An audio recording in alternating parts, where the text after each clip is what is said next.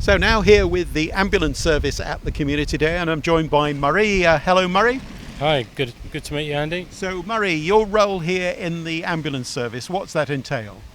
So I'm what we call an operational team leader. So I'm in charge of a team of staff. Today I'm the duty officer covering this part of Surrey.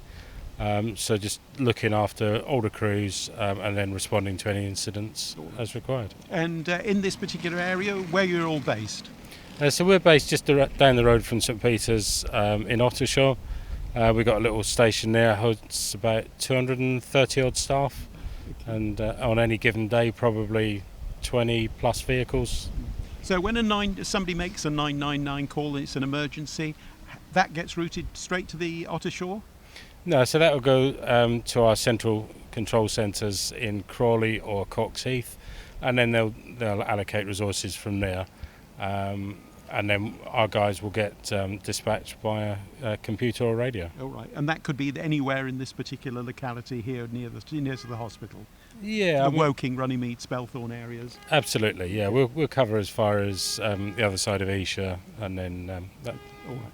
And one of the things that's obviously unique about this area is the M25. So when something happens on the M25, and we know that sort of cause traffic jams, what additional stresses does that cause for you as an ambulance driver?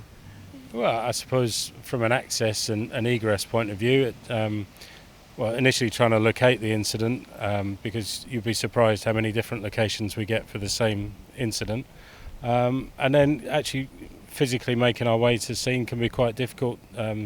Certainly now a lot of the motorways in this area haven't got hard shoulders as such, so we're battling through all four lanes of traffic. Right. But there's plenty of considerations on what should be a simple transfer. And that's interesting, because obviously one of the routes here into St Peter's Hospital is along St Peter's Way, and I've been on that suddenly in a jam, suddenly see your flashing blue lights behind it. It's funny how we all manage to part and get you through, isn't it? Well, that's it. The blue lights are a good persuader. Right. People generally know exactly what to do.